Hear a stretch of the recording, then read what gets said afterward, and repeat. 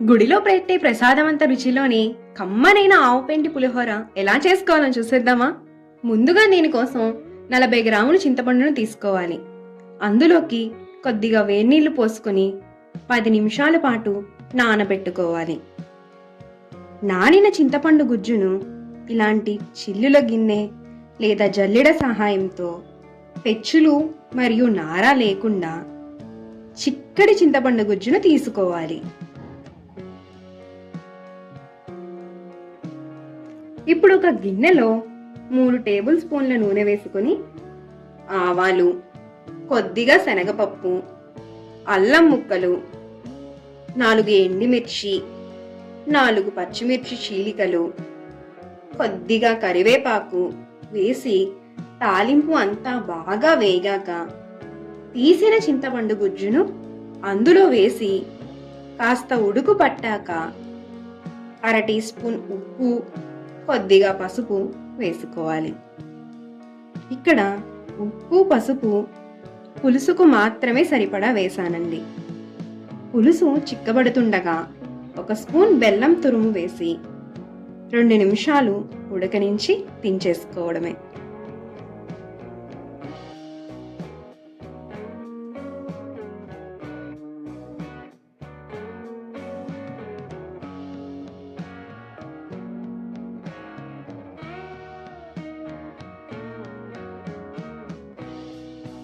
ఇప్పుడు 1 కప్పు బియ్యానికి 2 కప్పులు నీళ్లు వేసి అన్నాన్ని పొడి పొడిగా వండుకోవాలి.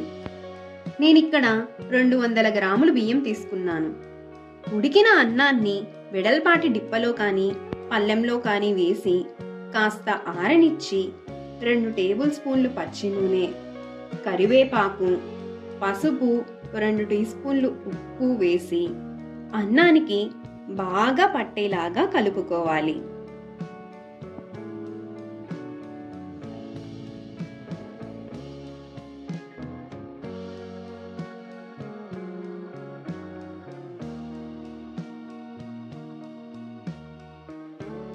ఒక స్పూన్ ఆవాలు మెత్తగా పొడి చేసి ఆవు పొడిని అన్నంలో కలుపుకోవాలి.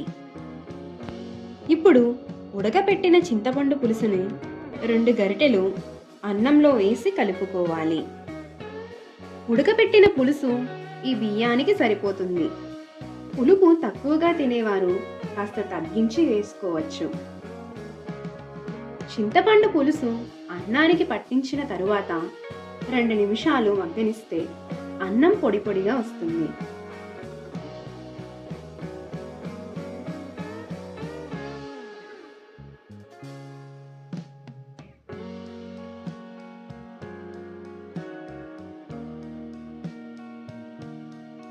ఇప్పుడు తాలింపు కోసం 3 టేబుల్ స్పూన్ల నూనె తీసుకొని అందులోకి శనగపప్పు, వేరుశనగ గుళ్ళు బాగా వేగనిచ్చి అవి వేగాయి అనగా ఎండుమిర్చిని వేసి వేపుకోవాలి.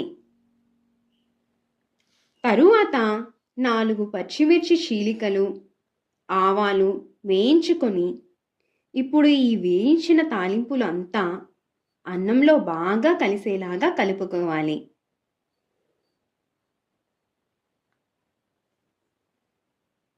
చూడడానికి నోరూరించే ఆవు పెట్టిన పులిహోర సిద్ధమైనట్లే. ఈ కొలతలతో చేసి చూడండి. ఎప్పుడు తిన్నా గుడిలో తినే ప్రసాదాన్నే గుర్తు చేస్తుంది. ఈ మిశ్రమాన్ని 1 గంట సేపు అయ్యాక తింటే వాటి ఫ్లేవర్స్ అన్నీ పట్టి మరింత రుచిగా ఉంటుంది. తప్పకుండా ట్రై చేస్తారు కదూ. వీడియో నచ్చినట్లయితే లైక్ చేయండి. అలానే మన ఛానల్ని సబ్స్క్రైబ్ చేసుకోవడం అస్సలు మర్చిపోకండి.